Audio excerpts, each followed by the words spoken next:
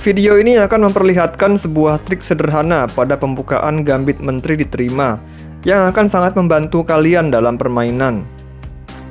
Dan di akhir video kita juga akan coba menyelesaikan sebuah puzzle untuk meningkatkan kemampuan taktik kita. Pembukaan gambit menteri dimulai dengan pion D4, direspon hitam dengan D5, dan putih memainkan C4.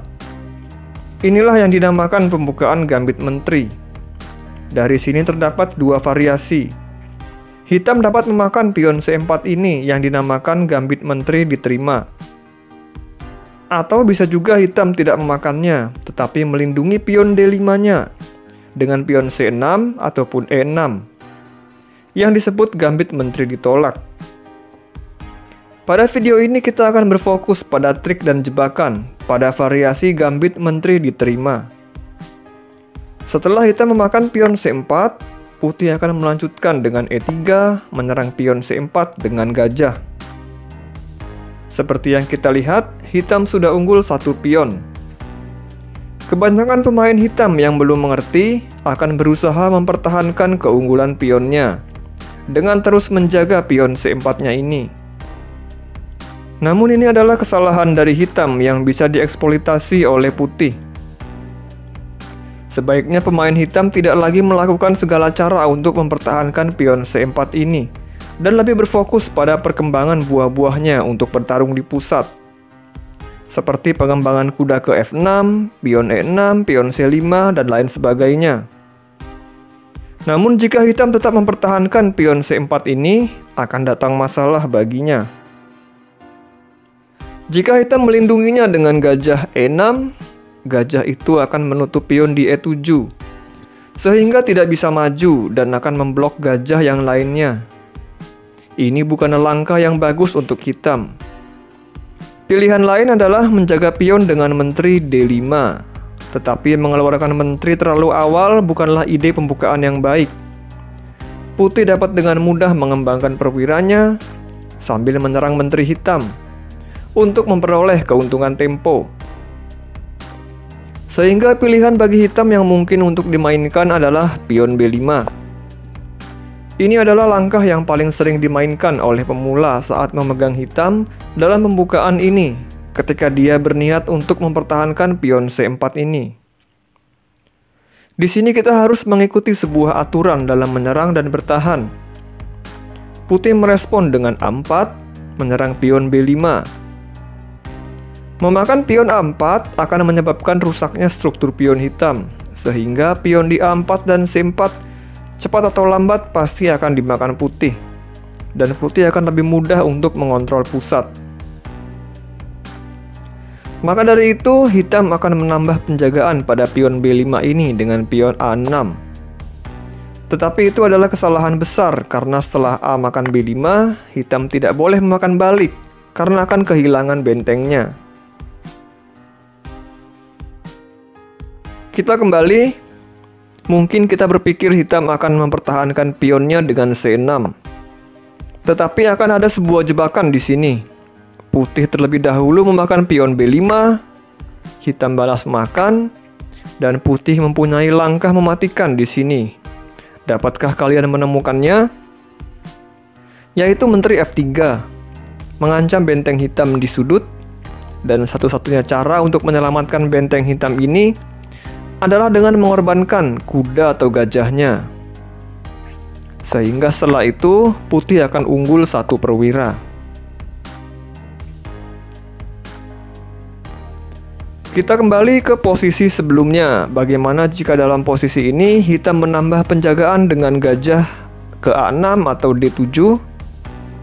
Jika hitam melakukannya, putih tetap memiliki sebuah jebakan untuk hitam.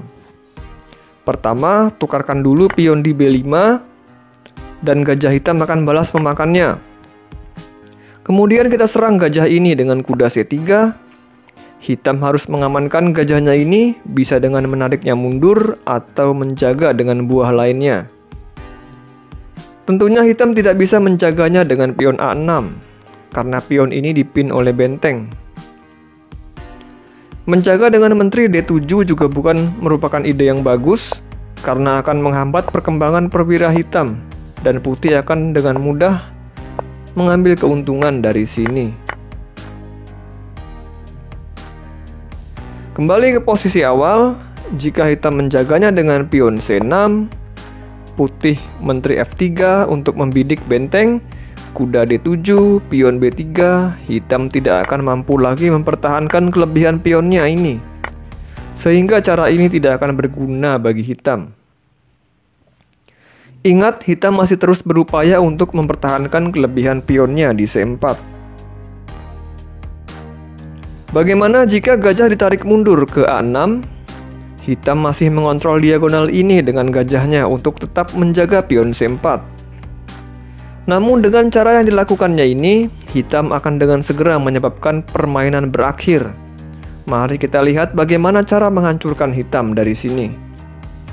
Dimulai dengan langkah menteri F3, menyerang lagi benteng di A8. Respon hitam yang paling natural adalah menutupnya dengan pion C6, tetapi ini adalah sebuah awalan yang buruk bagi hitam, karena benteng putih akan memakan gajah hitam. Jika kuda balas memakan, menteri makan C6 skak. Raja hitam tidak bisa bergerak, jadi hanya bisa ditutup oleh menteri D7. Dan kali ini menteri makan benteng skak. Raja hitam tidak bisa bergerak juga, maka ditutup dengan menteri D8.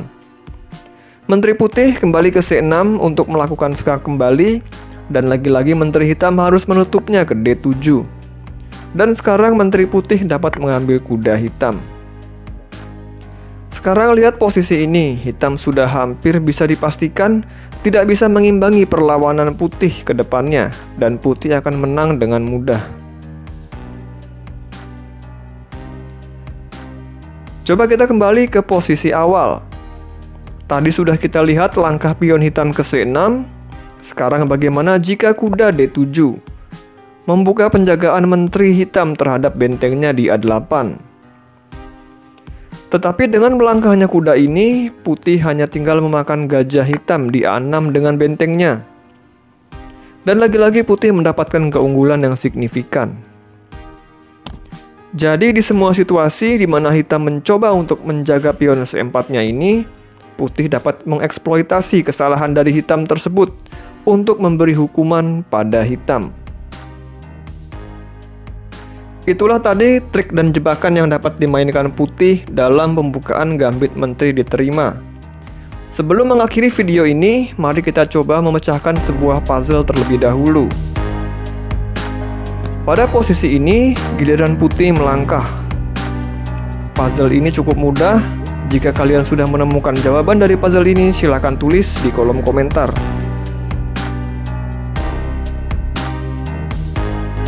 Sekian pembahasan pada video ini, semoga memberikan manfaat bagi kita semua. Jika kalian menyukai pembahasan dan analisis pada video ini, silakan like video ini dan subscribe juga channel Sahabat Catur agar channel kami dapat lebih berkembang dan bermanfaat bagi seluruh penggemar catur di Indonesia. Terima kasih telah menyaksikan dan sampai jumpa.